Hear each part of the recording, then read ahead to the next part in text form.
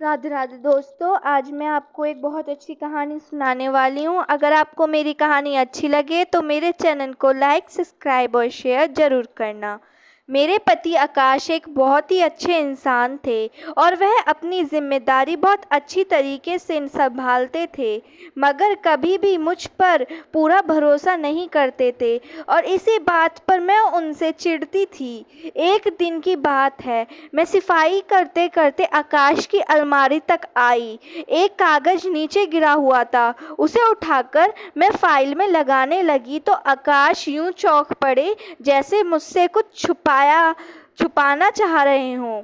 फौरन उठकर बिजली की फुर्ती से फाइल मुझसे छीन ली और अलमारी के अंदर रखकर ताला लगा दिया। मैंने कहा, क्या हो गया? आकाश बोले, संध्या जानती हो कि ऑफिस का काम है। मैंने गुस्से से कहा, मगर ऐसी भी क्या राजदारी आप मुझसे छुपा रहे हैं? आकाश भी गुस्से से बोला, खबरदार, जो आइंदा तुमने मेरी अलमारी या किसी भी सामान की तलाशी लेने की कोशिश की। मैं क्यों तलाशी लूंगी? मैंने चिढ़कर कहा, अगर लूंगी भी तो उसमें बुराई ही क्या है? पति हो तुम मेरे, तुम पर हक है मेरा। मैंने कहा तो वह चिल्ला उठे और कहा, आइंदा मेरी अलमारी तक आने की कोशिश भी मत करना, वरना क्या कर लोगे तुम? मैंने भी गुस्से से कहा, तुझे मैं इस घर से निकाल दूंगा हमेशा के लिए। तुझे तेरे घर में जगह नहीं मिलेगी। यह बात सुनकर मेरी आंखों से आंसू आ गए। एक मामूली सी फाइल की वजह से तुम मुझे इस घर से निकाल दोगे? मैं रोने लगी। हाँ, निकाल दूंगा, अगर आइंदा से तुमने इस फाइल को या अलमारी को छुआ तो। मैंने भी कह दिया कि ठीक है, मैं ऐसे इंसान के साथ एक दिन भी नहीं रह सकती जो एक छोटी सी बात पर जिंदगी से निकाल दे। मैंने कहा और कमरे में चली गई। रो रो कर मेरा बुरा हाल हो गया, मगर मजाल है जो आकाश मेरे पास आए हों, मुझे मनाने की कोशिश की हो या मुझे रोका हो। वह अपने कमरे में बैठे अपने काम में बिजी हो रहे थे। मैं रोती हुई अपने पापा के घर जाने का सोच रही थी। थोड़ी देर के बाद आकाश खाना खाने बाहर आए तो मैं उसके साथ खाने की मेज पर बैठी अपना सामान पैक करने लगी। मैंने सोचा कि आकाश मुझे कुछ कह दें, माफ़ी मांगकर मुझे रोक लें, मगर उसने तो जैसे दिल पर पत्थर रख लिया था। मैंने सामान पैक किया और आकाश मुझे चुप होकर देखते रहे। फिर मैंने अपना अटैची बाहर निकाली। आकाश खाना खाने के बाद फ़ोन पर बिजी हो गए। मैं भी अब जिद के रास्ते पर कदम रख चुकी थी। पीछे हटना मुमकिन नहीं था। मैं गाड़ी में बैठी, मैं अपने माँ बाप के घर चली गई। मैंने किसी को कुछ नहीं बताया। दरवाज़ा मेरी मम्मी ने खोला। वह मेरी सूखी आंखें देखकर समझ गई कि मेरे साथ कुछ समस्या हुई है, नहीं तो आकाश से कोई बात हो गई है। मम्मी मेरे पीछे पीछे आई और पूछने लगी, आकाश तो ठीक है? मैं ही पागल हूँ, अपनी औकात से बढ़कर उनसे प्यार की उम्मीद लगा बैठी थी। मैंने कहा तो मेरी मम्मी भी परेशान हो गई। शाम को पापा आए तो मैंने उनको भी यह बात बता दी। मेरी बात सुनकर पापा को गुस्सा आया। कहने लगे, इसकी हिम्मत कैसे हुई वो तुम्हें ऐसी बात कहे? मैं कल ही उससे बात करूंगा। अगर वह नहीं माना तो मैं दोबारा उस घर में तुमको नहीं भेजूंगा। हमें ऐसे आदमी की कोई ज़रूरत नहीं है जिसका कोई भरोसा ही ना हो। पापा की बात तो सही थी, लेकिन इतनी लंबी रिलेशनशिप के बाद अपने पति को छोड़ना मेरे लिए बहुत मुश्किल था। शाम हुई तो मेरे पति का फ़ोन आया। वह मुझसे माफ़ी मांग रहे थे। बोले, मुझसे बहुत बड़ी गलती हो गई है। गुस्से में मैंने ऐसा कह दिया, अब ऐसा नहीं कहूँगा। एक बार माफ़ कर दो। उनकी विनती पर मैंने उनका यकीन कर लिया। मैं समझ रही थी कि आकाश मुझे लेने आएंगे, मगर उन्होंने एक और ही काम कर दिया। बोले, मुझे बिजनेस के सिलसिले में जाना होगा। वैसे भी तुम अकेली होगी, उससे अच्छा है कि तुम अपने माँ बाप के घर ही रहो। मैं तुम्हें 1 महीने के बाद लेने आऊँगा। आकाश के मुंह से यह बात सुनकर मुझे कुछ शक होने लगा। आखिर ऐसी क्या बात थी? मुझे तो लगने लगा आकाश ने जानबूझकर मुझे घर से जाने के लिए मजबूर किया, वरना कोई भी आदमी इतनी मामूली सी बात पर अपनी औरत को इतनी बड़ी बात नहीं कहता। अगले दिन उनका दोबारा फोन आया। बोले, तुम्हारे माँ बाप के घर में कोई काम वाली नहीं है। मैं ऐसा करता हूँ, अपने ऑफिस से एक लड़की को भेजवा देता हूँ। शादी से पहले यही काम किया करती थी, अब शादी हो गई है इसलिए मैंने उसे काम से हटा दिया था। मगर मैं समझता हूँ तुम्हें अगर काम वाले की ज़रूरत है जो तुम्हारा ख्याल रख सके। आखिर फूल को तो ख्याल की ज़रूरत होती है ना। जब उन्होंने ऐसी बात की तो मेरा दिल बाग बाग हो गया।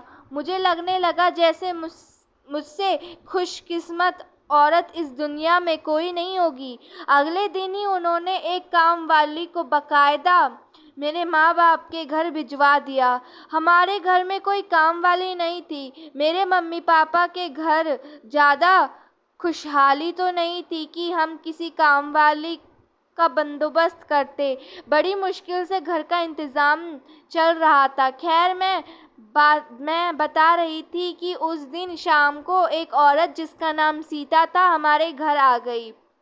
उसकी उम्र 23 साल से ज़्यादा नहीं होगी। पढ़ी लिखी और खूबसूरत लड़की थी। उसने आते ही घर का सारा काम संभाल लिया।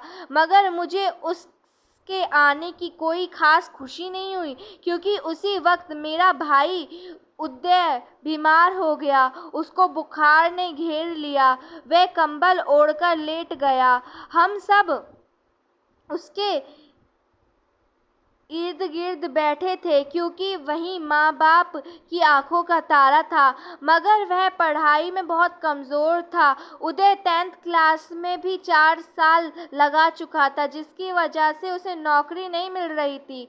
मगर फिर भी मेरे माँ बाप की उम्मीद भी उसी से लगी थी। लेकिन एक दिन पूरा बुखार से बीत गया। उदय का बुखार नहीं उतरा। हम सब परेशान थे कि क्या करें। मम्मी उससे ठंडी पट्टियां लगाती रही। उसका बुखार तो उतर गया था, लेकिन फिर भी वह बिस्तर से नहीं उठ पाया। खाना पीना भी वहीं खाता और अपने कमरे को ज़्यादातर बंद रखता। फिर ऐसे में सीता ने हमारी बहुत मदद की। वह घर पर खाना बनाती और साफ सफाई करती। मगर मैंने देखा कि सीता की भाई उदय से नहीं बनती थी। वह मेरे भाई से उखड़ी उखड़ी सी रहती थी। भाई भी उससे अपने कमरे की सफाई नहीं करवाता था। काफ़ी दिन से वह परेशान और बीमार लेटा था। कमरे की हालत बहुत ख़राब हो गई थी। मैंने सीता को अपने साथ लिया और भाई के कमरे में आ गई। भैया, एक तो तुम बीमार हो, तुम्हारे कमरे में इस तरह गंदगी फैली हुई है, इंसान की तबीयत यूं ही ख़राब हो जाएगी। तुम अपने कमरे की सफाई क्यों नहीं करवा लेते? सीता तो कह रही है कि तुमने ही इसे कमरे में आने की इजाज़त नहीं दी। मेरी बात पर उसने हाँ में सिर हिला दिया। हाँ, सीता ने सही कहा। मैंने ही उसे मना किया था अपने कमरे में आने के लिए। मैं अपनी सफाई खुद कर लूँगा, तुम लोग जाओ यहाँ से। भाई ने अपना कंबल ठीक करते हुए कहा, तुम लोग यहाँ से जाओ। मैं अपने भाई को इतने दिनों से एक ही जगह देखकर बहुत परेशानी में थी, मगर मैं कुछ कर नहीं पा रही थी। सीता काफ़ी देर वहीं बैठी रही और इधर आजू बाजू देखती रही। ऐसा लग रहा था जैसे सीता कोई ज़रूरी बात मालूम करने आई हो, मगर वह अपने मुंह से कुछ नहीं कह पा रही थी। उसकी नज़रें किसी जासूसी की तरह इधर उधर घूमती दिखाई दे रही थी। लेकिन मैंने सीता से कह दिया कि तुम रहने दो, मैं अपने भाई के कमरे की खुद ही सफाई कर लूँगी। भाई ने भी जल्दी जल्दी मुझे और सीता को कमरे से निकाला और खुद उठकर दरवाज़ा बंद कर लिया। मैं मम्मी के पास आकर बैठ गई। मम्मी, आखिर बात क्या है? उदय अपने कमरे को हर वक्त बंद क्यों रखता है? किसी से बात नहीं करता? उसे कोई परेशानी है क्या? मेरी बात पर मम्मी सोच में पड़ गई। मुझे लगता है कि मेरे बेटे पर किसी ने जादू करवाया है।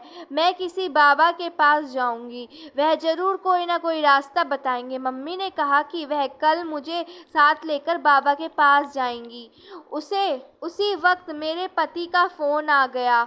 मेरा हालचाल पूछने लगे तो मैंने उन्हें बताया कि भाई की हरकतें अजीब हो गई हैं। हर वक्त कंबल में ही लेटे रहते हैं, कोई किसी से कोई बात नहीं करते। अक्सर दिन को और रात के वक्त बाहर रहते हैं, घर आते हैं तो हम सब से बात नहीं करते। मैंने आकाश को अपनी माँ वाली बात बता दी कि मेरे भाई के लिए वह किसी बाबा के काले जादू करवाया है, जभी तो वह चारपाई का होकर रह गया। मेरी बात से मेरे पति ने भी कहा कि ठीक बात होगी, उसको ले जाओ और कहीं दिखाओ। लेकिन वह ऐसी बातों पर यकीन नहीं रखते थे। कहने लगे कि तुम परेशान ना हो, मैं अपने एक जानने वाले बाबा को तुम्हारे घर भिजवा दूंगा।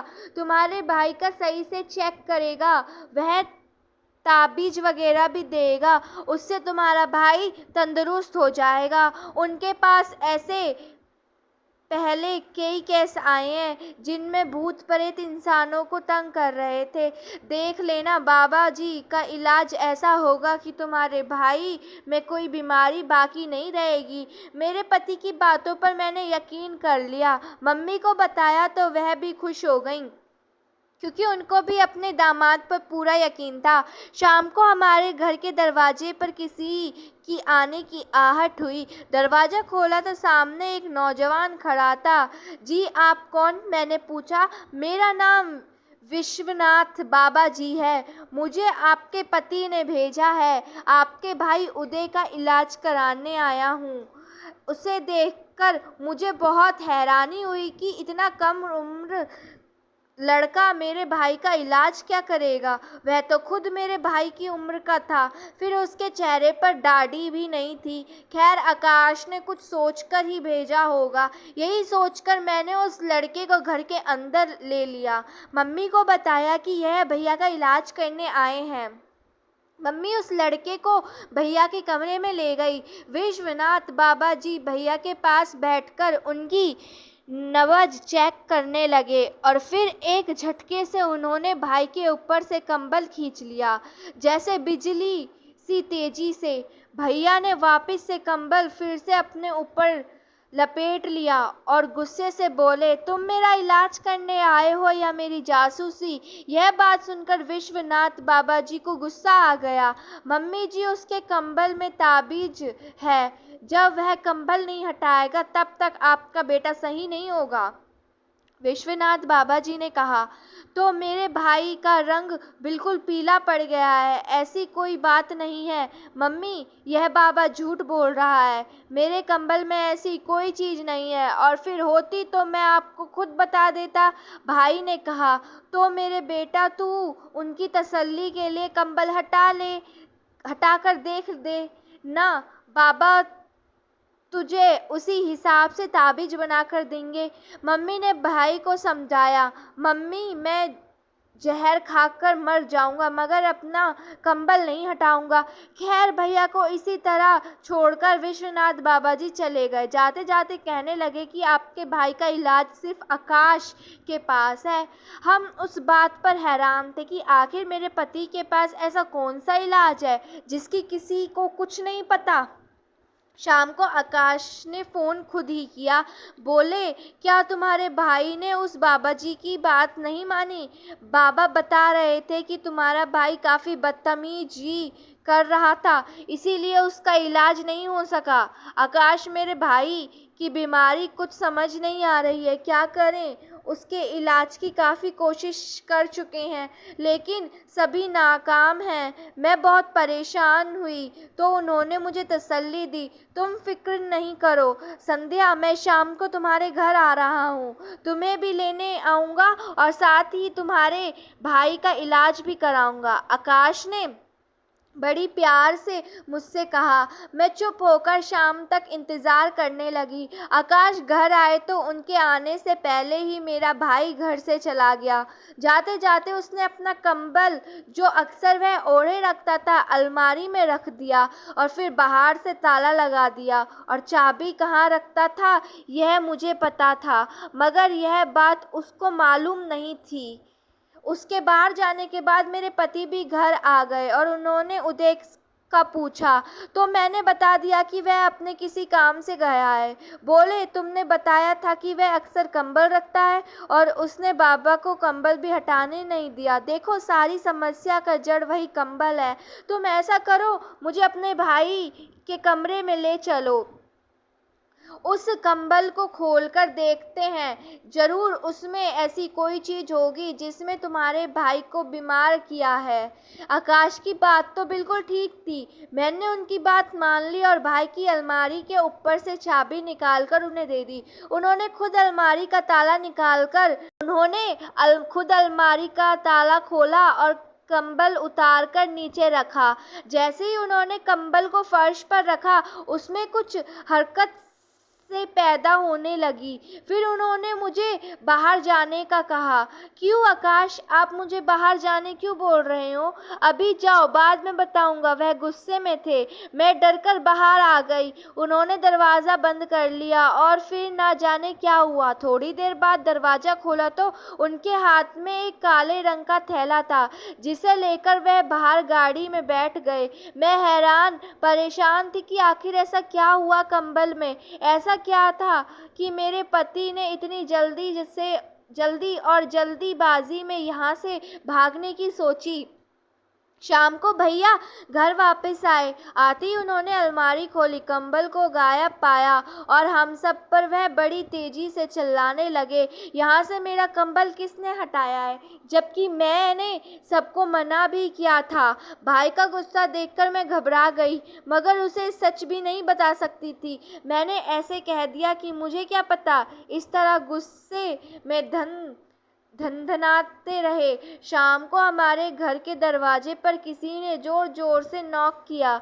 मैंने दरवाजा खोला तो सामने खाकी वर्दी में पुलिस खड़ी थी। जी बहन जी, उदय को बाहर बुलाइए, पुलिस वाले ने सख्ती से कहा। क्यों, मेरे भाई ने क्या जुर्म किया है? मैंने गुस्से भरे में कहा। शाम से रात हो गई, भाई का कुछ पता नहीं चल रहा था। रात को आकाश खुद ही घर आ गए। मैंने उनसे भाई की मदद करने का कहा तो उन्होंने साफ मना कर दिया। बोले, मुजरिम की कोई मदद नहीं कर सकता। मुजरिम? मेरे भाई ने आखिर क्या जुर्म किया है? अगर जुर्म ना किया होता तो पुलिस वाले उसे गिरफ्तार करते हैं। मेरे पति ने कहा। तो मैं भी चुप में पड़ गई। लेकिन अगर तुम मेरा साथ देने का वादा करो तो मैं तुम्हें सारी सच्चाई बता दूंगा, आकाश ने कहा। मैंने हाँ में सिर हिला दिया। बस अब मेरे भाई को रिहा करवा दीजिए। मैं उसके बाद आपसे कुछ नहीं मांगूंगी। मेरी आंखों में आंसू थे। तुम्हारे भाई को थाने तक पहुंचाया भी मैंने ही है। मैं ही उसे रिहाई दिलवा सकता हूँ, मगर अभी नहीं, कुछ वक्त बाद, उन्होंने कहा। तो मैं गुस्से से चिल्ला उठी। आपने मेरे भाई को थाने पहुंचा दिया? क्यों, क्या दुश्मनी थी उसकी आपसे? मेरे गुस्से पर उन्होंने किसी किस्म की खास तवज्जो नहीं दी। आकाश बोले, मेरी बात को गौर से सुनोगी तो सब समझ में आ जाएगा। देखो, तुम जानती हो कि मैं जंगलों को अच्छे से जानता हूँ। यह मेरा फर्ज बनता है कि मैं अपने देश की नायाब जानवरों की हिफाजत करूं, मगर कुछ लोग थोड़ी ही पैसों की खातिर अपने देश से कीमती जानवरों को बाहर भेज देते हैं और फिर यहाँ से बड़े बड़े ग्रुप उनको महंगे दामों पर बाहर बेच देते हैं। यह सब कुछ बड़े पैमाने में हो रहा है। तुम्हारा भाई बस किसी का मोहरा बना हुआ है। वह कीमती केकड़े और कीमती जानवरों को इकट्ठा करके दूसरे शहरों में बेच देता है। यह सब कुछ बड़े पैमाने पे हो रहा है। तब मैंने उसे बताया कि तुम यह सब गलत कर रहे हो तो उसने मेरे मामा से बातचीत कर ली। उसने कहा कि आप मेरी सिफारिश करो। मुझे अब तक तुम्हारे भाई के असल काम का नहीं पता था, मगर जब मामू ने बताया कि तुम्हारा साला एक गैर कानूनी काम कर रहा है तो मैंने सोच लिया कि मैं उस रिश्ते का ख्याल बिल्कुल भी नहीं रखूंगा, बल्कि सिर्फ और सिर्फ उस तक पहुंचने की कोशिश करूंगा, चाहे कुछ भी हो जाए। मैं पीछे नहीं हटूंगा। मगर बात यह है कि मुझे पूरी जानकारी नहीं थी, कुछ बड़े नहीं। जब मैंने तुम्हें बहाने से घर भेजा, वहां जाकर जब तुमसे मालूमात लेने की कोशिश की, तुमने कुछ खास नहीं बताया, तो मैंने अपने ऑफिस से लड़की को भेजा था कि वह अच्छे से पूरी जानकारी दे सके। उसने घर का कोना कोना सफाई के बहाने छान मारा, मगर कहीं भी कुछ सुराग नहीं मिला जिनका जिक्र मुझसे मामू जान ने किया था। मैं मायूस हो गया था कि शायद अब कुछ भी कोई सबूत इकट्ठा नहीं कर सकूंगा। मामला नाजुक था, इसलिए मैंने जल्दीबाजी नहीं की। फिर भगवान ने ऐसी मदद की। उस दिन तुमने किसी बाबा जी के बारे में बताया था, जो तुम बाबा जी की तलाश में हो। तब मैंने अपने ही एक बंदे को बाबा जी बनाकर भेज दिया। उसने जाकर अंदाजा लगाया कि तुम्हारा भाई जानवरों यानी कछुओं और केकड़ों को हर वक्त अपने पास रखता है। वह भी काफी चालाक था। तुम वहां गई तो उसे शक हो गया कि शायद तुम उसकी जासूसी करने आई हो, इसीलिए तुम पर भी यकीन नहीं करता था, क्योंकि तुम एक ऑफिसर की बीवी थी। मगर तुम अपने भाई से बहुत प्यार करती थी, तो उस बात को सही तरीके से मुझ तक पहुंचा नहीं पा रही थी, इसलिए मैंने अपने दोस्त को बाबाजी बनाकर आपके घर भेज दिया और उसने मुझे बिल्कुल सही जानकारी दी। में उस दिन जब अचानक से कंबल हटाया था तो उसने बिस्तर में केकड़ा और कछुआ दोनों ही थे, और मैं उनकी फोटो खींचकर ले गया, और मैंने इसीलिए उदय को जेल भिजवा दिया। अपने पति के मुंह से सारी बात सुनकर जहां मुझे दुख और गुस्सा आया अपनी भाई की हरकतों पर, वहीं अपने पति पर बहुत सारा प्यार भी आया कि मेरा पति कितना देशभक्त और कितना लायक ऑफिसर है। मेरा सीना गर्व से चौड़ा हो गया और मैंने अपने पति की मदद करने की ठान ली और उनके कंधे से कंधा मिलाकर उनका साथ दिया। धन्यवाद।